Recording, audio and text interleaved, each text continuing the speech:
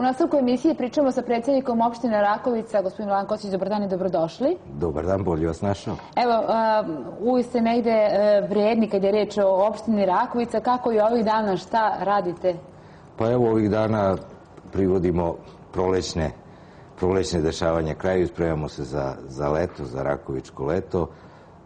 Svodimo račune, znači ovog proleća imali smo veliki broj besplatnih sadržaja, sajam zapošljavanja koji je već postao čuven Rakovički sajam zapošljavanja jer imamo visok procenat ostvarivanja, odnosno potpisivanja ugovora o radu.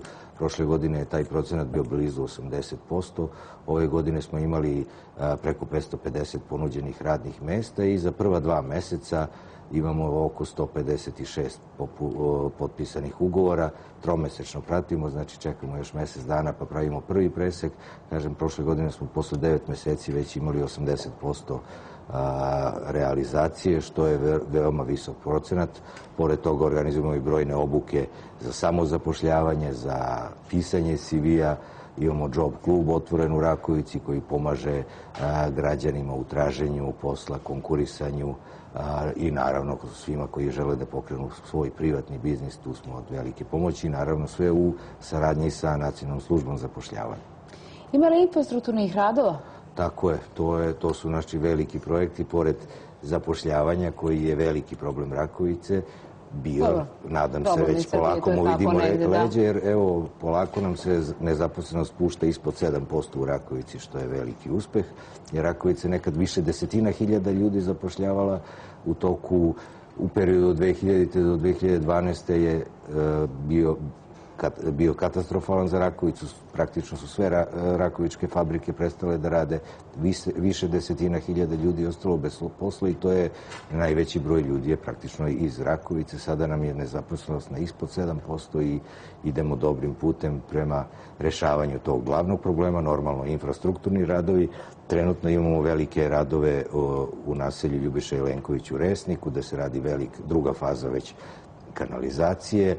U naselju Sunčani Breg radimo kanalizaciju, u ulici Borovivoja Milovića rešavamo 60-godišnji problem opet izgradnjom kanalizacije i ono što je možda i najvažnije, najlepše sigurno je izgradnja novog doma zdravlja na Labudovom brdu koji smo čekali 40 godina. Radovi se privode kraju, očekujemo... Kad se očekuje otvaranje? Zavisi od izvođača. Znači imali smo situaciju da je ova zima bila jako teška. 25. maj je bio rok završetka radova, malo će biti produženi. Imao sam sastanke u gradu ovih dana jer je grad investitor. Izvođači su obećali da će se trude da nadoknade izgubljeno vreme. U svakom slučaju, dok se završi opremanje, na jesen možemo da očekujemo useljenje po nekoj gruboj proceni, da kažemo.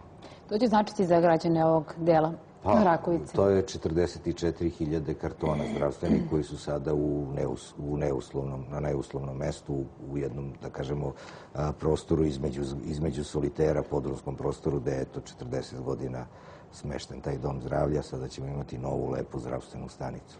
Tokom aprila i maja postavljate i novu rasvetu, javnu rasvetu.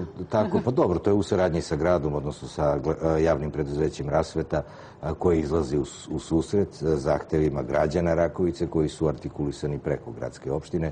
Između ostalog nije samo to, znači i asfaltiranja i ove kanalizacije koje se trenutno rade, sve je to akcija grada na teritoriji gradske opštine Rakovica, a uz pomoć naravno nas u opštini koji se trudimo da zadovoljimo potrebe građana, kao što su i uređenje parkića. U periodu 2012. godine do sada blizu 60 dečjih parkova je obnovljeno, restaurirano, neki su i novo izgrađeni i nastavljamo tim putem. Naravno, nismo završili posao, ima još zelenih površina koje nisu uređene kako bi trebalo, idemo tim putem i... Kad smo kod najmlađih, šta se još radi za najmlađe? Bilo je tu nekih i rekonstrukcija i radova i u osnovnim školama? Tako je, pa dobro, to je nadležnost gradske opštine, tekuće održavanje osnovnih škola, gde mi svake godine značajna sredstva izdvajamo, tako da smo uređenjem prostora u mnogim školama doprineli da mogu da se otvore neki novi sadržaj, a posebno sam srećan zbog tog dnevnog boravka koji je u osnovnoj školi 14. oktobar otvoren Ja ne znam, ja od kad živim u Rakovici, moja deca su išla u tu školu, nismo imali dnevni boravak, evo sada je to i poslednja škola u Rakovici koja je dobila dnevni boravak, opet angažovanjem gradske opštine Rakovica. Inače, trudimo se da našoj deci ulepšamo taj prostor u kome rade, uče i uvek su ti najveći radovi u toku letnjeg raspusta. Znači, ove godine smo već neke poslove odradili u toku zimskog raspusta, nešto u toku školske godine koliko je moguće, a najveći deo radova biće obavljen u toku letnjeg raspusta kada deca ne idu u školu, pa ih 1. septembra dočekaju neke lepše prostorije. A dobro, edukacija je tu negde jako bitna. Imali ste besplatnu obuku, to je besplatnu školu engleskog jezika, pa besplatnu obuku proleća, da. Za pčelare. U okviru proleća imali smo veliki broj besplatnih sadržaja. Tu su posebno zainteresovanost kod građana bila, znači, za tu školu engleskog jezika, za jogu, i to među našim najstarijim sugrađanima, i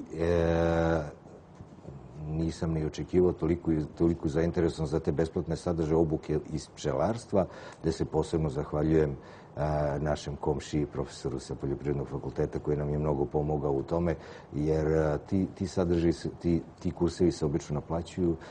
Građani Rakovice, a boga mi bilo je građana koji nisu sa teritorije Rakovice, dobili su besplatne obuke, prvo teorijski deo, pa onda i praktični deo, i veliki broj građana je zainteresovan. To je jedna od privrednih aktivnosti. Znači, ako neko ne može da ima osnovni prihod od pčelarstva, siguran sam da mnogi građani mogu da ostvare neki dopunski prihod baveći se tom delatnošću. Kako ćete iskoristiti ove prolećne i letnje dane?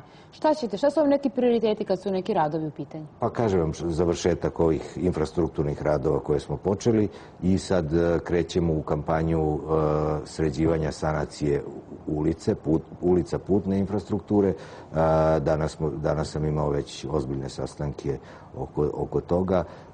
Značajna sredstva će biti uložena u toku leta i jeseni u sanaciju, rekonstrukciju puteva, i mi pripremamo ono što je opet nadležnost gradske opštine Rakovica iz našeg kapitalnog budžeta, u uređenje nekategorisanih puteva, tako da ćemo na taj način uspeti da rešimo da povežemo neke delove naselja asfaltnim putem, i očekujemo u toku, znači, pripremamo javnu nabavku, to očekujemo realizaciju već u drugoj polovini leta da krenemo s tim. Veliki broj stazica, betonskih stepeništa, prolaza, prilaza, gelendera, rukohvata, da bi građanima olakšali život. Znači, ove godine ćemo uraditi još do sad najveći zahvat.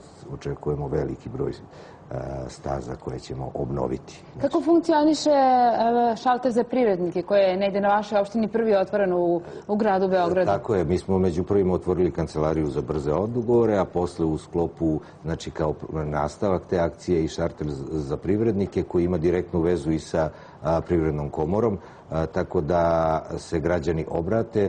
U roku od 48 sati stiže odgovor. To je jako dobro za ljude koji pokušavaju da investiraju, pokušavaju da započnu neki biznis na teritoriji Rakovice, a nama je svako dobro došao. U situaciji da naša kancelarija nema odgovor, tražimo pomoć od Privredne komore. Oni u narednih 48 sati šalju nama odgovor, tako da smo napravili tu komunikaciju da čovjek može da dođe u svoju opštinu i da reši problem kako bi se brže pokretao taj biznis. Ima li zainteresovanih privrednika? Ima, svakodnevno dolaze. Ono što mogu da istaknem kao naš najveći problem, to je problem imovine, ali opet u saradnji sa gradom, sa Republikom, rešavamo te probleme, a mi predstavljamo praktično jedan protočni bojler ili ti link prema Privrednoj komori, prema sekretarijatima gradskim, prema ministarstvima, i ta veza sad uspešno funkcioniše. Za kraj razgovora moram da vas pitam, da li se i ove godine očekuje Rakovičko leto? Da, ove godine po 3. put. Naravno, otvaramo kao i svake godine polumaratonskom trkom Patrijarha Pavla, koja je prvog vikenda jula. Poslednjeg vikenda u avgustu imamo besplatan koncert za građane Rakovice, i kao i ranije godine koncert iznenađenja. Naravno, za sve građane koji dođu u Rakovicu koncert je besplatan, a između toga su brojni sadržaji, kulturni, sportski, za sve građane Rakovice, od najmlađih do najstarijih, za sve koji svoj godišnji odmor provode u Rakovici, i ove godine pripremamo brojne lepe sadržaje kako bi se zabavili. Hvala puno što ste izdvojili vreme, što ste bili gost emisije Srbija online.